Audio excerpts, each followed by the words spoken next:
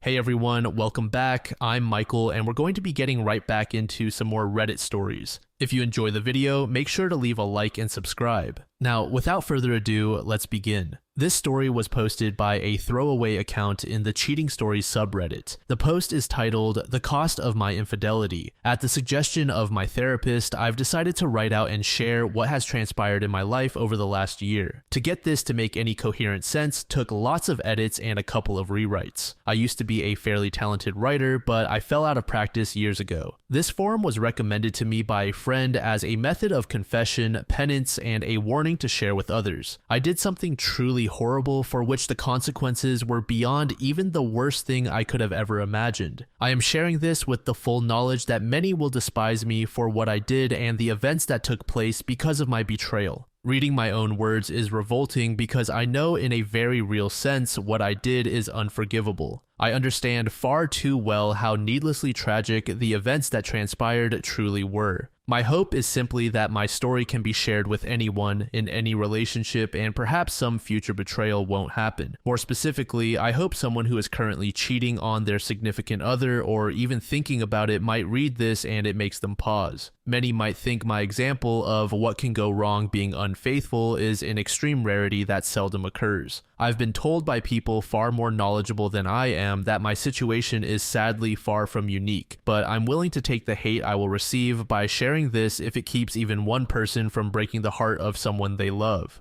I am a 28-year-old female and I was married to a wonderful man I will call William. 8 months ago, my husband confronted me with proof I had been both emotionally and physically unfaithful. A few days after he confronted me about my infidelity, my husband committed suicide. I realized just typing those words out has caused people I don't even know, to hate me. I couldn't believe I had the capability to do something that evil to harm someone I'd loved since we were children. But I did it. If you'd asked either me or William if either of us would ever be unfaithful, we both would have laughed. But to my own shock and surprise, I allowed myself to lose focus and strayed. I knew it would destroy him if he ever found out. But I took the heart of the man I loved and crushed it so cruelly he couldn't endure the pain of this life anymore. Those of you thinking right now that I don't deserve to be breathing, I agree with you. I agree with you so much I've attempted on 2 occasions to make that a reality. I'm assured there is a reason I'm still here. For the moment, I've convinced myself that the longer I live, the more I suffer, and I don't deserve the mercy of a suicide if we're being honest.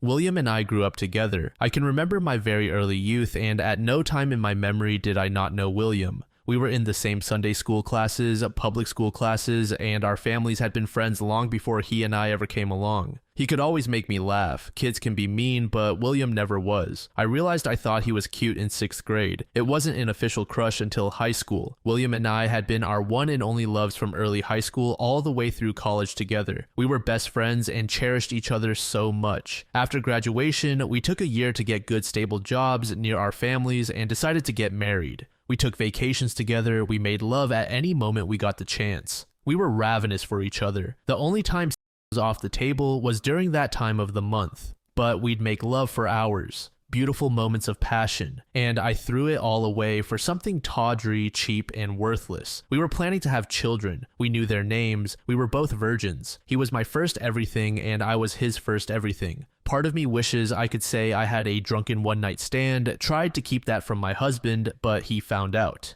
No, I got emotionally and physically involved with a man who was inferior to my husband in every way, shape, and form. I didn't even consider the possibility that a friendship with another man could lead to an attachment forming. My husband and I had a strong marriage. As foolish as that sounds to say now, we really did. My husband was the epitome of strength. I was the one who was weak. Though before this, I considered myself a strong woman. It's just that no one ever told me that while our relationship was so very strong, no relationship is bulletproof. There is not a day that goes by that I don't wish someone had walked up and shot me the minute before anything I did became secretive. It is an indisputable fact that the world would be far better with my husband here and alive instead of me. There is no rationalizing away truth like that. I had so many chances to stop it before anything happened, and I had absolutely no reason to allow anything to happen. After a brief and heated conversation, he walked out and I never spoke to him again. I tried to contact him in any and every way I could think of. My God, I tried to reach out so many times just to let him know that I am truly sorry, just to know I hate what I did. My text to him never showed anything but an unread status to me, so I doubt he read any emails or heard any voicemails either, but everyone said I needed to give him space and time to think. 2 nights after William confronted me, at 3:17 a.m., there was a loud knock at the front door. I turned on the lights. I thought at first it might be someone in a drunken stupor wanting to curse me out, or worse. Then there was another loud knock, and I threw on a hoodie before heading to the door. When I opened the door to see 2 policemen, I knew.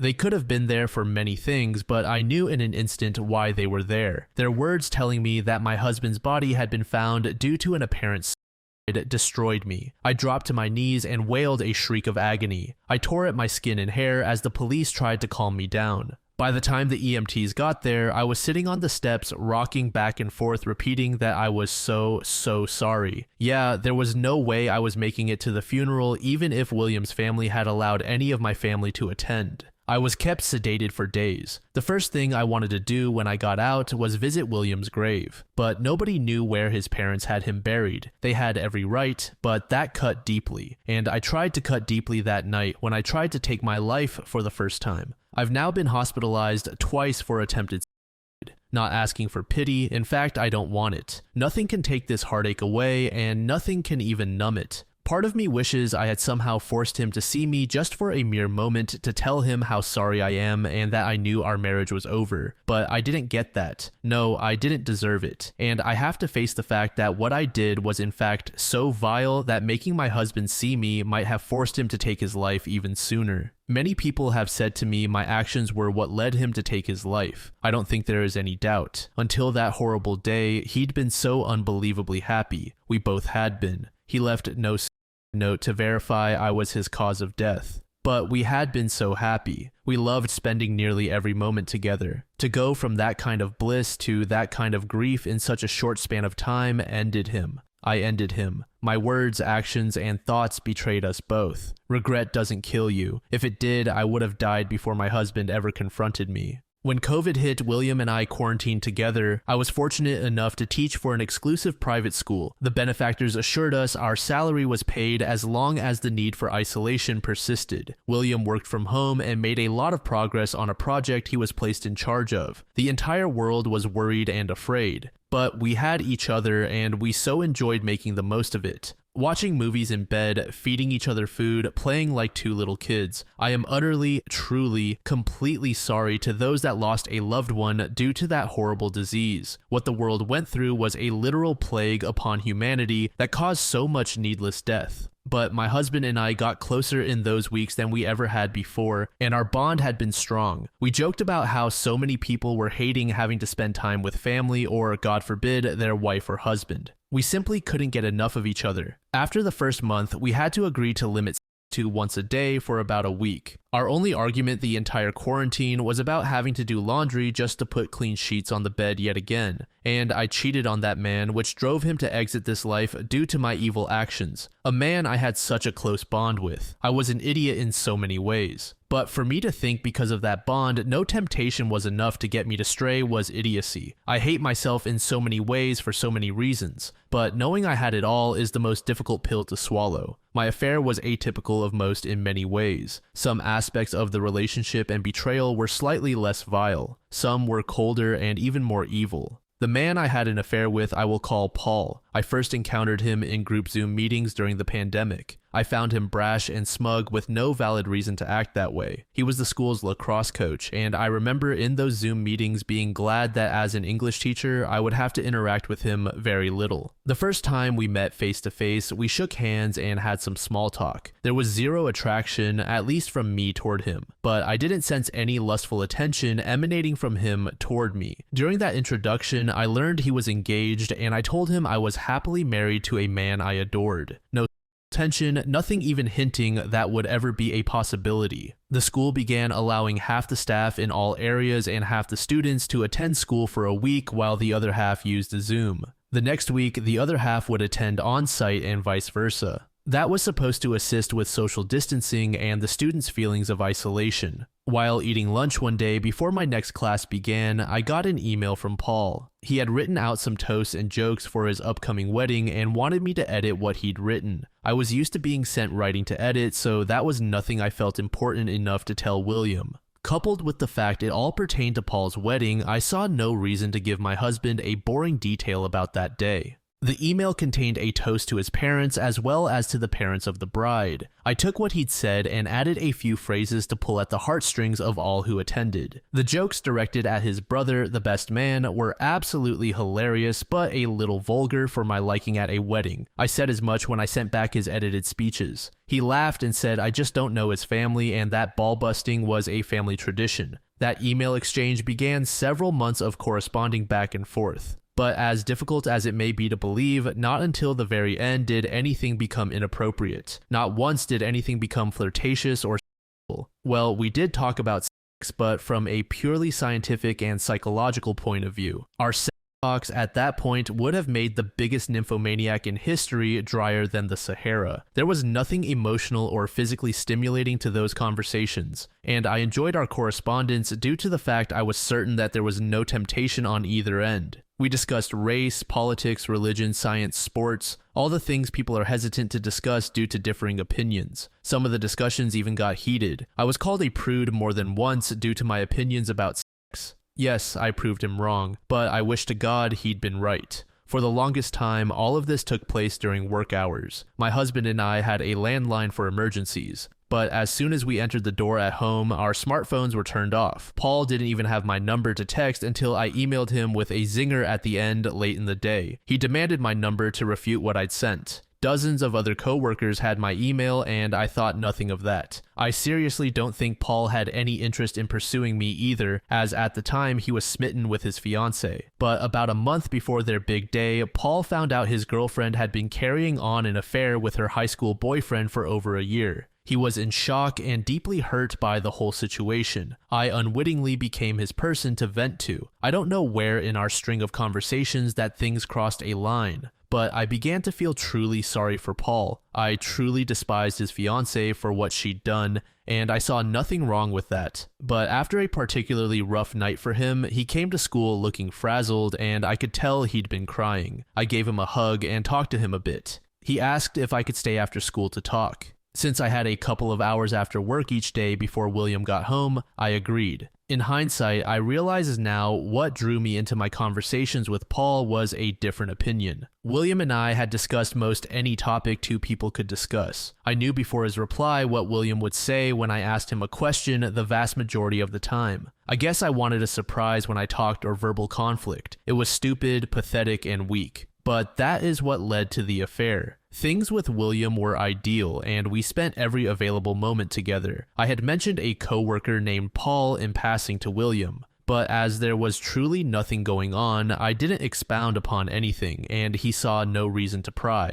When Paul started seeing a new woman, I felt no jealousy and honestly only happiness for him. But William had to go out of town to a construction site in Tulsa for 3 weeks. While he was away, we FaceTimed every day, and I missed him morning, noon, and night. But with sudden spare time, I found myself also texting with Paul just to pass the time. Instead of an occasional hour or two after school, Paul and I often had time to grab a bite to eat and a drink or two before heading to our separate homes. Oddly enough, the thing that led us to become physical was me being a klutz and the school nurse not working that week. I sprained my ankle one day walking up some steps to go get lunch. Since the nurse was not on site, I went to Paul, assuming he as a coach had numbing spray or an ace bandage. He was working on my ankle when I happened to notice he had an apparent erection. I was a bit taken aback he was getting aroused in some way until I realized from his position he could see slightly up my skirt. I have to admit for a moment I found the fact I was turning him on was stimulating in some way. I adjusted myself to see if a slightly better view would get him more worked up. He called me out on it. I laughed and told him he could work out his frustrations with his new girlfriend. Suddenly, he kissed me and I pushed him away. He kissed me again and I didn't. We made out for a few minutes before I realized what I was doing. I hurriedly got out of his classroom and made it down the halls to my classroom. I sat in disbelief of what had just occurred. I didn't plan for it to happen and I was certain Paul didn't either. I didn't know if I should call William and tell him that moment or wait until he got home that night. But when I talked to Paul after class classes, he apologized, urged me not to bring any conflict into my marriage, and remain just friends. I didn't want to give William more to stress about as he was out of town and focused on his job assignment. After talking with William that night about how things were going in Tulsa, I decided to wait and tell him when he got home. His company was having some issues with the client having the manpower to keep the project running smoothly. There were things William could not get done due to the delays, which meant he had to spend 2 extra weeks in Tulsa. Paul was there for me to discuss what had happened between us. I couldn't tell any of my women friends. I couldn't rely on any family members as they all rightfully loved William to pieces. I guess random strangers on a site like this would have been the best option had I known about it, but the person I was venting to was the very last person I should have been discussing it with.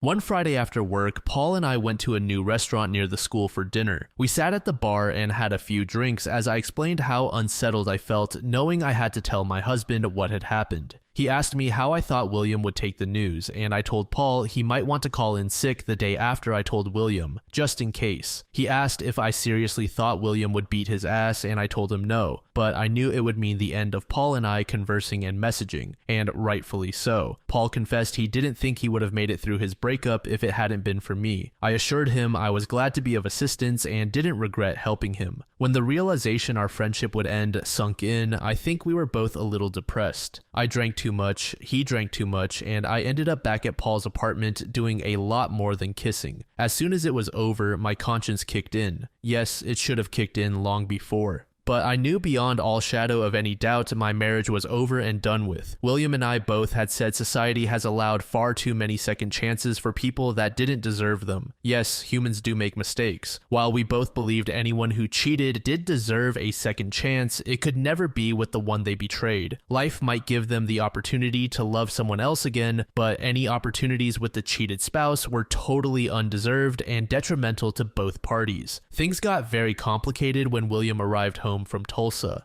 I happened to be having my period, so I knew there would be no intimacy between us, thankfully. Not in a million years would I have subjected my husband to any diseases. Regardless of how much I wanted to make love to William one last time, I couldn't allow that to happen. I wrote out a long letter to William confessing what I'd done and planned to give it to him after a face-to-face confession. To this day, I don't know what happened for William to discover what was going on. For all I know, he had been monitoring my online conversations with Paul from day one. I never got to ask him how he discovered my betrayal, and the realization he'd learned what I'd done before I had the chance to tell him caused me to fall to my knees and swear I planned to tell him. William didn't believe that, and I wouldn't have either. He had a stack of the text between Paul and me printed out. Though I didn't deny any of what he accused me of, that honesty came far too late. He packed a few things in a suitcase and left me on a Monday evening. Wednesday night, he drove to a shopping center, parked his car, and took his own life. To know I had destroyed our relationship was torture to my soul, like I'd never known. To know I'd even robbed him of a chance to find someone else to be happy with ruined me. The realization I didn't just end my relationship with William, but every relationship he'd had or would have caused more guilt than I could ever express. I could go into all the things that have happened since William passed away, but a lot of it would be details far too many wouldn't truly care about.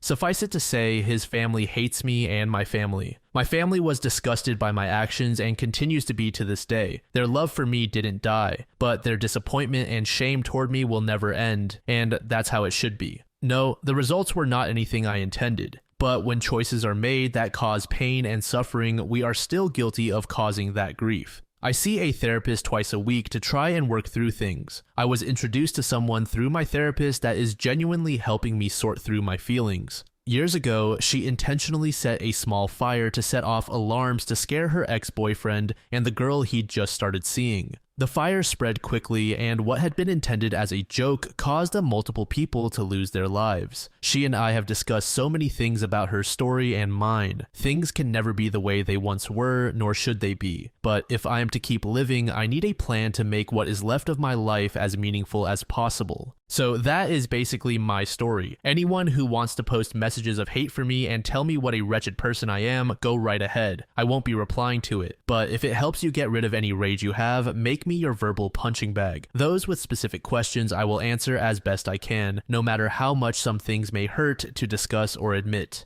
For those that read this who have been cheated on, yes, many of you may have been intentionally betrayed, but those who had a significant other who was just as perplexed why they cheated as you were, listen to my story. It doesn't make one damn thing I did right, just the opposite. But if it helps you to understand that you did little to nothing to cause the infidelity, so be it. Those unrepentant cheaters, I hope you do read my cautionary tale and know that you have the ability to destroy. You won't just be destroying someone else, you will be destroying your relationship with many people and a huge part of yourself. I realize I have no room to preach to or judge anyone except myself. I just don't want anyone to find their William and lose them. I don't want anyone to sink to the depths I did or cause the pain and sorrow I did. And most of all, I want all the people who have great relationships to cherish it and never take it for granted. As humans, we are not immune to being able to be swayed under the wrong conditions and series of events. When we love someone, we carry part of their soul around with us. Just one betrayal makes it impossible for that person to hold that piece of you again. I had my husband's heart in my hands, and I now deserve the fact I will never again hold his heart, nor will he ever again hold me. This life has far too much pain without harming the very ones we love, and love is far too precious to risk on anything. TLDR, I cheated, which caused my husband to commit suicide mere days after confronting me. This is intended as a final response update. First, someone shared a link to a post asking if William posted it. William didn't have Reddit that I know of, and considering he's been dead a year, I doubt it was him. That was a sad story as well. I truly hope the OP did not take his own life. For those trying to psychoanalyze me to make some sense out of the things I've done, I appreciate the effort even if it was for your own self-interests. None of the many professionals I have seen so far have a good theory as to why I let things happen. I feel like there should be some valid reason why I did what I did too. I just can't come up with one, and it wouldn't be a valid reason to do what I did if I found one. For those that swear this is fake, I can't fathom a reason anyone would post this for a reason other than to warn and perhaps help. It certainly wasn't a karma grab. I've barely responded, so it wasn't for attention, and it certainly wasn't to lift my spirits because I've rightfully been slammed for my betrayal. Admitting to something horrible is not easy. Imagining it never happened doesn't help me, but you all do you. I do not keep in contact with Paul and have not heard from him since before William committed suicide.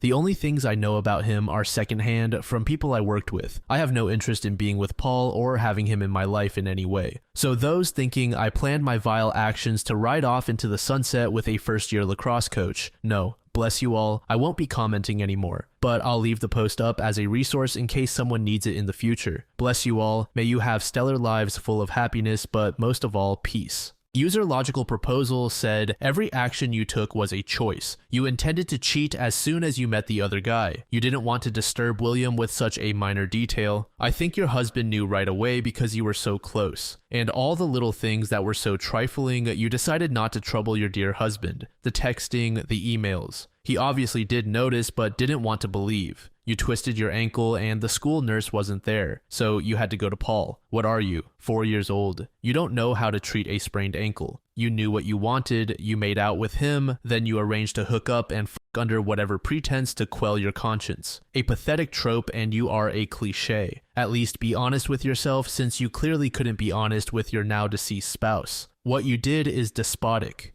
A girl I dated many decades ago had an older sister who was married with 2 small boys, 4 and 3. Nice home. She screwed around, he found out, went outside on the side of the house, and that was his end. What a mess. It was gruesome. It left an impression. She played the grieving, repentant widow for about a year, then she felt she needed to press on. Last I saw before I split up with the sister was she was dating the guy she cheated on her husband with. My question is, you're coming up on a year. Is this whole writing confession your big epiphany? Your moment to realize that William would want you to go on living because he loves you. He didn't even really know you. I could only imagine he hated you in the end. Was so confused and lost realizing the woman he loved never existed. It must have been jarring. I will say a prayer his soul finds peace. You said people should feel free to insult, curse you. You're pitiful. And if William was the hearted, kind gentleman you described and you destroyed him, I wouldn't want to be you on Judgment Day. A deleted user said, the kiss happened. Maybe you could call that a moment of weakness, but even then, you were asking for it and you enjoyed it. You wanted it. But then instead of staying away from the guy who is threatening your marriage, you go out with him. Can you honestly say you didn't know what was going to happen, that you didn't want it to happen? You came back and spent time alone with AP